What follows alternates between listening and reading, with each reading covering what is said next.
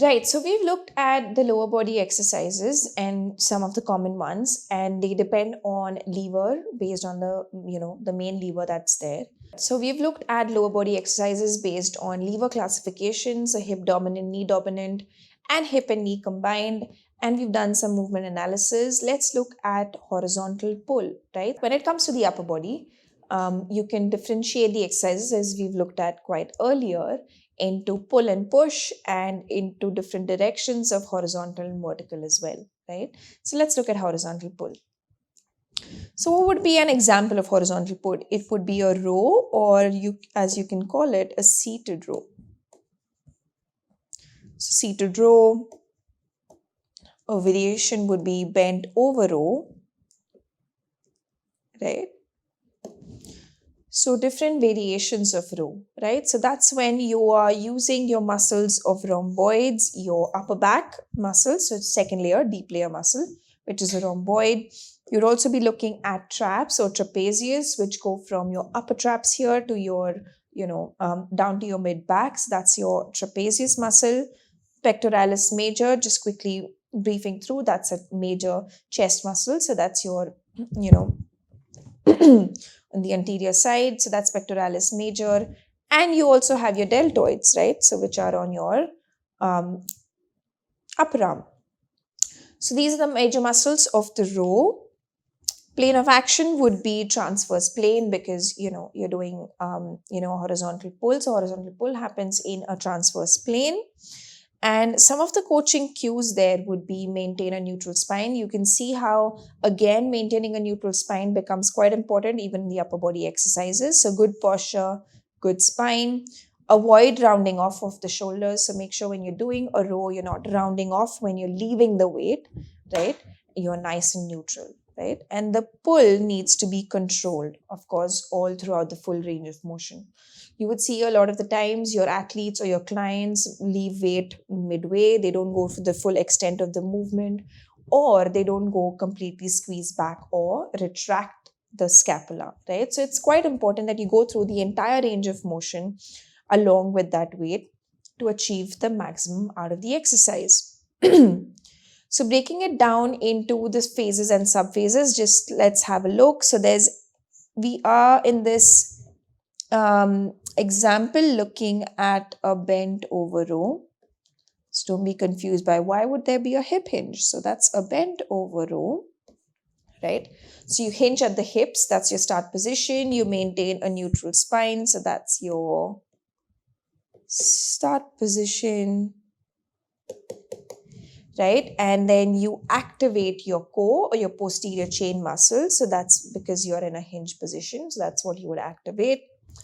Then would be the pulling phase, right? So that's when exactly the pulling happens in the horizontal direction.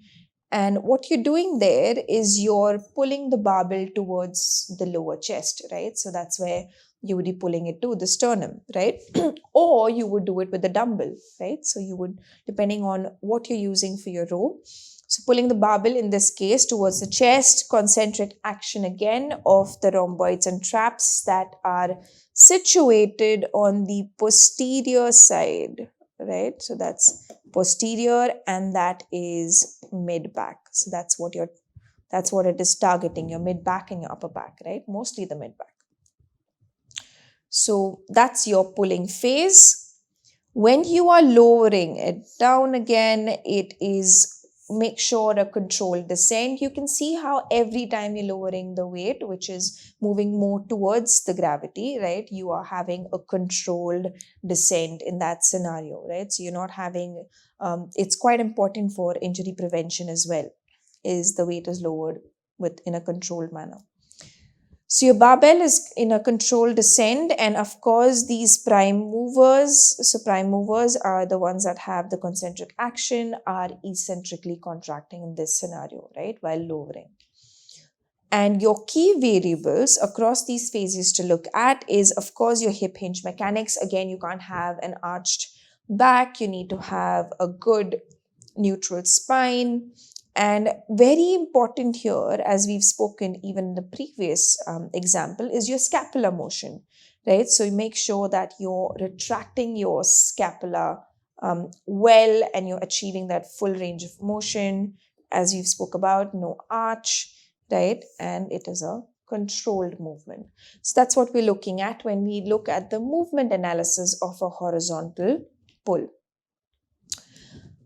The next classification here would be a vertical pull. So the direction here would change. So let's have a look quickly through our process of a vertical pull. So an example would be, a classic example would be a pull up. Again, whether you move in the upward direction or you push the weight in the upward direction, right? So, you pull the weight down in the downward direction. So that's your vertical pull, right? So your lat pull down is also a vertical pull, wherein you are pulling the weight down, right? So in a pull up, you are pulling the body up.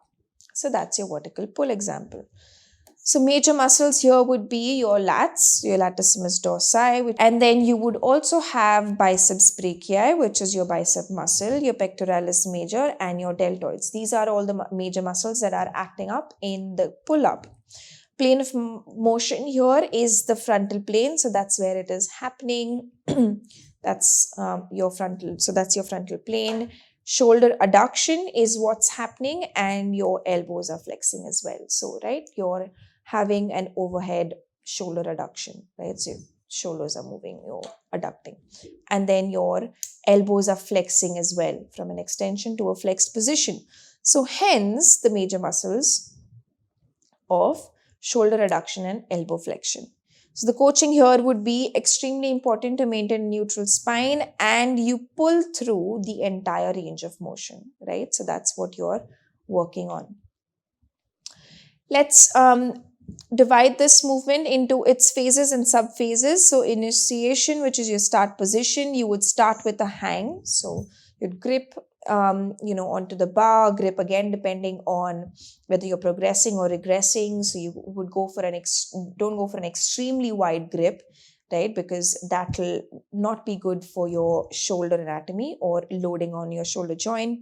So from the hang position, you're activating your core or your stabilizers. So that's what they're there for. And then you have your pulling phase. So from the hang, when you do an upward pull, make sure that your chin clears the bar. So that's your range of motion that you're working through.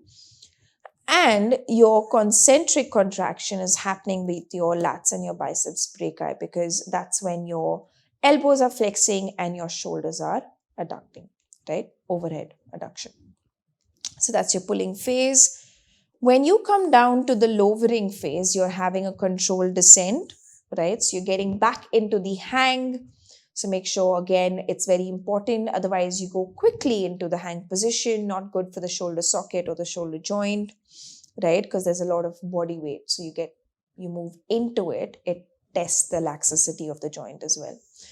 And there is eccentric contraction happening of the prime movers, which are your lats and your biceps and brachii, right? So quite important.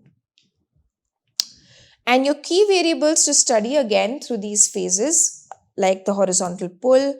Here, because you're pushing a lot of weight, make sure you have enough grip strength. Most of the times, athletes are not able to push through more repetitions of the pull-up because of grip strength. So it's quite important that you then include exercises that focus on developing grip strength or, your wrist strength, right? So you work on those. Also quite important here is the scapular motion. So as you move up and down, there's protraction, retraction, there's elevation, depression, all of those things happening in different amounts. So make sure that you have controlled scapular motion and you are not, rounding off. You're creating arch even in the upper back, right? So again, there's core stability. That's quite important. Elbow positioning and strength is important as well, because your elbow is going through a different pathway and that's carrying or propelling your body upward. So it's quite important that you have all of these key variables mapped out before you move on to progressions. Right, so we've looked at, vertical pull and horizontal pull. Let's look at the push motion, so which is the horizontal push motion. An example of which would be bench press, right? So with bench press, you're pushing the weight away from the body Whereas with the push-up, you're lowering down. So both of them are horizontal press. Major muscles there would be pec major and your deltoids, right, that act mostly as your prime movers, whereas your lats and your triceps brachii, while performing the main action, are your eccentric or your antagonist muscles, right? So that's what you're getting into, because when you're moving away in terms of a push-up, that's when your triceps brachii gets activated, and that's because you're performing a elbow extension, right? So with major muscles, your plane of action here is your transverse plane. It's all happening in this transverse plane. And you are getting into shoulder. When you're doing bench press, you're adducting your shoulders as well, and at the same time there is elbow extension, right? So that's what is happening. When you're moving down into the push-up position, you're of course abducting it and getting back into the adducted position, right? So quite important that you understand what movement is happening, and based on that movement, what muscles are important for that particular movement, right? And then you get into how do we develop them, how to develop the strength, what's the rep, what's the intensity. So the coaching cues again here would be a maintain neutral spine, quite important, specifically during bench press, right? And then you get into a controlled pull. That should be controlled push, my bad, and through the extended range of motion or the full range of motion. Breaking these down quickly into phases. So we get down into the lowering phase. That is where you are lowering down the bar. So bar to the chest, make sure you're not hitting on the chest or thrusting on the chest. Quite important, right? So you have a controlled descent. Again, there's eccentric contraction in that scenario of the prime movers of this movement. Whereas in the next stage, where is your lowest position, which is your EOI or your event of interest, bar is to the chest and you activate all your stabilizers. So all your stabilizing muscles, your rotator cuffs and all of the traps and everything, they get activated, and they're the ones that are holding the weight. From then on, when you go on to the lifting phase, there is concentric contraction of your shoulder adductors and your triceps brachii and deltoid as well, primarily anterior part of the deltoid, right? So anterior deltoid. So that's when you're pressing the bar. That's when the lifting phase is happening. The key variables here to look at would be again grip strength and width, quite important, for your progression and regression protocols. Grip strength, again, in case of low wrist strength, you would have issues pushing the bar or holding the bar as well. Of course, maintaining balance as well, right? And quite important in these scenarios, when you're doing a horizontal push, if you're doing it with the barbell, there would be tendencies where if your one limb is, has more strength than the other limb, it would be compensating. So in cases where you would want to, train on equal strength, try doing bench press with bilateral weights, right? So independent weights, which is your dumbbells, right? So if you're doing it with dumbbells, you would know if your one hand or one limb is weaker than the other, and then you can train it accordingly, right? So make sure you incorporate those into the workout as well.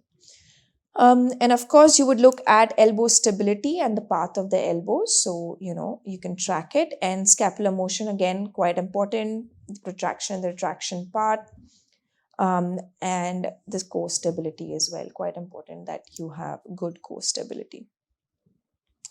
Right, now that we've looked at horizontal pull and push and horizontal push, the last one that remains is the vertical push. An example of that would be your shoulder press. So you're pressing the weight overhead, right, or in a vertical direction. Major muscles there again would be the deltoid, specifically the anterior one, and triceps and mid one as well. So middle deltoids as well. Triceps brachii, because you're getting into elbow extension, so that's your movement that's happening, and lats and rhomboids as well, right, because you're pressing the weight up. In terms of the plane of motion, it happens in the frontal plane. You're going in for a shoulder overhead adduction and elbow extension as well. So you're extending your shoulders and you're going in for adduction. So quick way, I don't know if we've covered that in module 2, but if you're confused between adduction and abduction, a good way to remember it is if you're adding, so adduction has the word add. So if you're adding to the body, right, or close to the body, that becomes adduction. Whereas if you are moving away from the body, which is abducting, that is moving away, right? So in shoulder press, you are moving close to the body, so that's shoulder overhead adduction and elbow extension. In terms of the coaching, the cues that you're looking at is maintain neutral spine, again a controlled push through full range of motion. Breaking these down into our template, so phases and subphases, you would have a lifting phase. If you want to move through these exercises without knowing the answers, I would suggest pause on this slide, go on through the protocol, and it would be a good practice for you to understand how do we break it down. And then you can, of course, come back and have a look at the answers, right? Or join the conversation. So lifting phase would then have push weight overhead. There would be concentric contraction. So your prime movers are your deltoids and tricep because you're going in for a elbow extension and shoulder reduction, right? So that's your lifting phase. And from your lifting phase, you get down into the lowering phase, right? So when you're lowering down the weight, controlled descent of the weight, and then there's eccentric contraction of the same prime movers that get into so for the elbow flexion, these are your eccentric contractors. And the key variables in this scenario would be again grip strength and width, quite important for progression. And then your elbow path, quite important again. We've discussed this quite by now, and your scapular motion stability as well.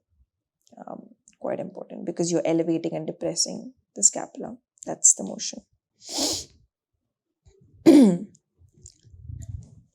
Now that we've looked at, some of the movements that are categorized by dominancy, so whether it's lever dominant or whether it's direction dominant, there are some exercises that can be categorized into directional, right? So for example, rotation. Rotation can happen in your transverse plane, so purely in your transverse plane, or you can also have diagonal rotation. So let's look at some examples for rotational exercises and your diagonal rotational exercises, movement analysis for those before we conclude on this module, right? So for rotation, the example would be a med ball throw. So if you're doing a medicine ball throw, just for the confusion, if there is, that is medicine ball throw. So you would have been aware of what a medicine ball is. It's basically a weighted ball, coated with some kind of a rubber or plastic material that's used to develop explosive strength, right? And that's why they're quite key in plyometric workouts. So your example would be medicine ball throws. Your major muscles in this scenario would be your obliques, your rotator cuffs, right? And your rectus abdominis, which is your core muscle, and your latissimus dorsi, right? Which is your fan-shaped muscle. So these four are your major muscles when you're doing a medicine ball throws. The plane of action would be your transverse plane. So rotation always happens in the T-plane, which is your transverse plane.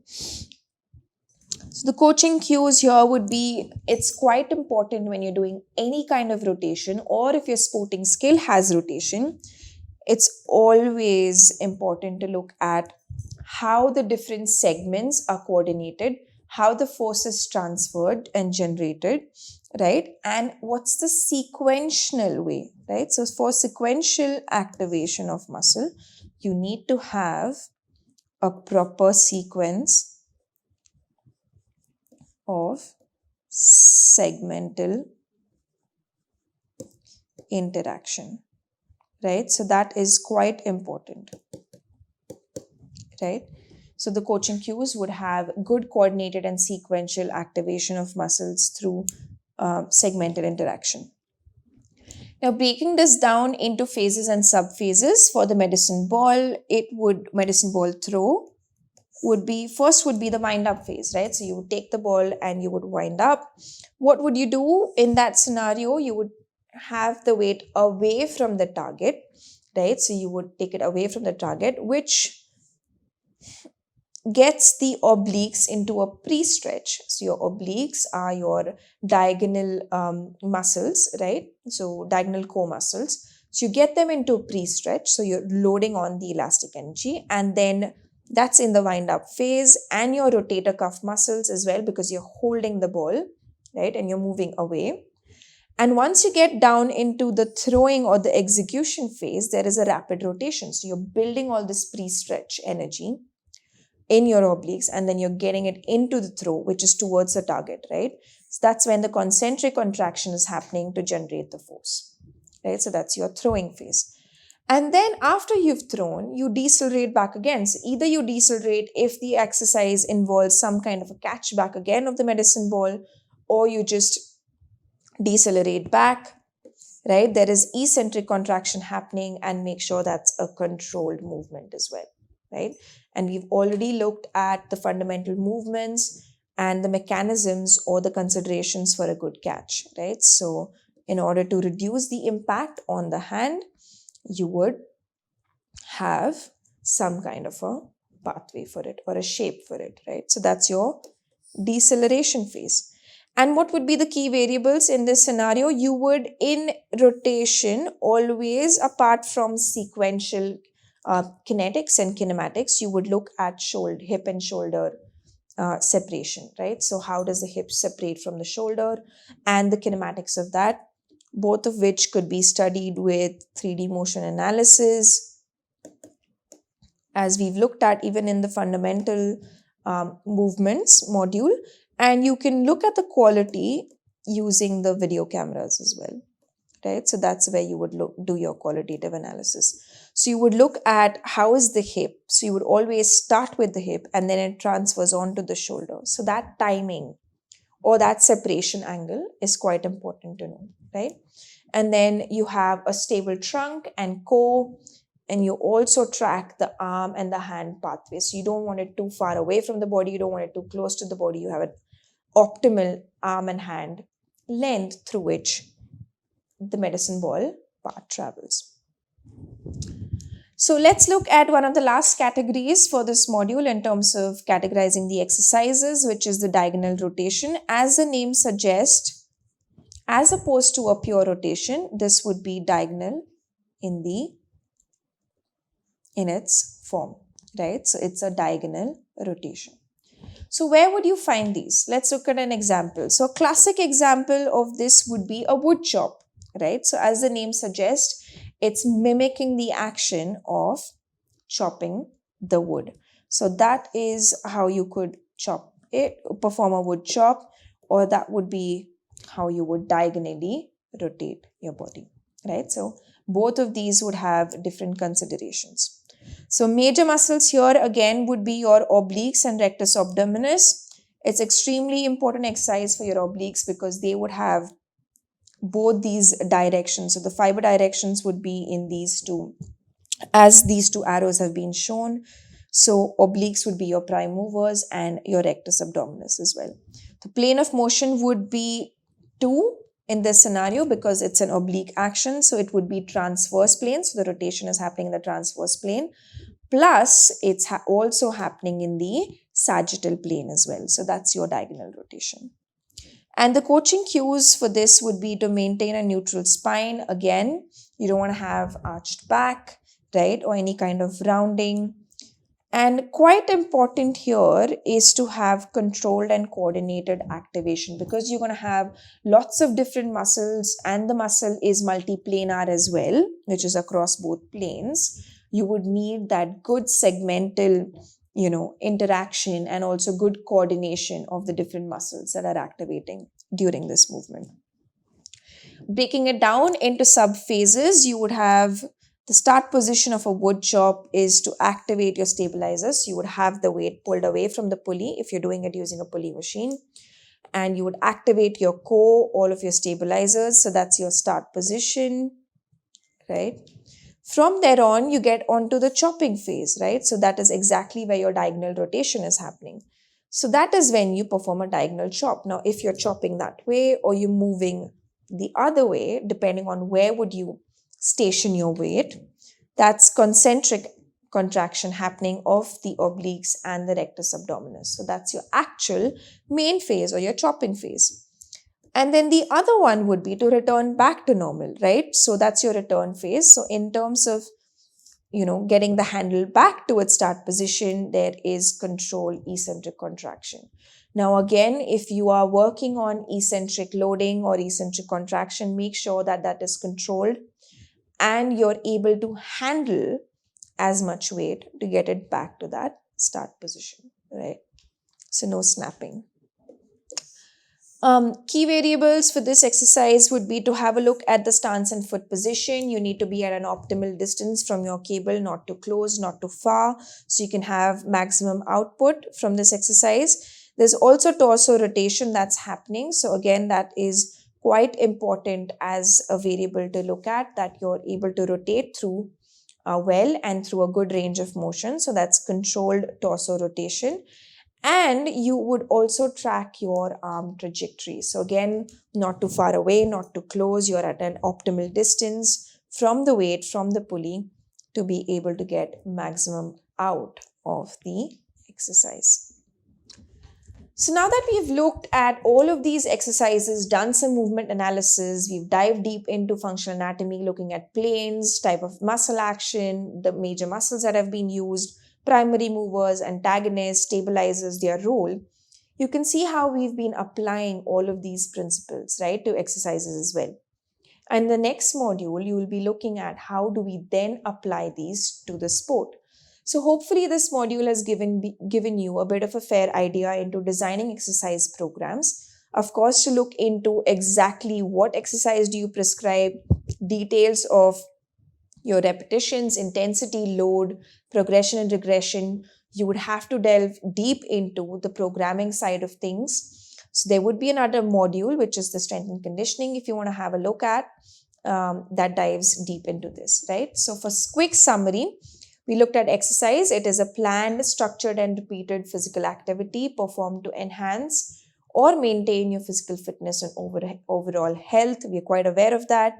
And well-rounded training programs, we've looked at what those considerations are for well-rounded training programs that help in the overall development of the athlete, right? So they enhance their physical capabilities, skill in the context of their specific sport as well, right? And we've looked at different categories of the exercise. So how do we categorize the exercise based on actions? Push and pull, direction would be vertical, horizontal, and rotational, and lever involvement, which would be hip and knee dominant.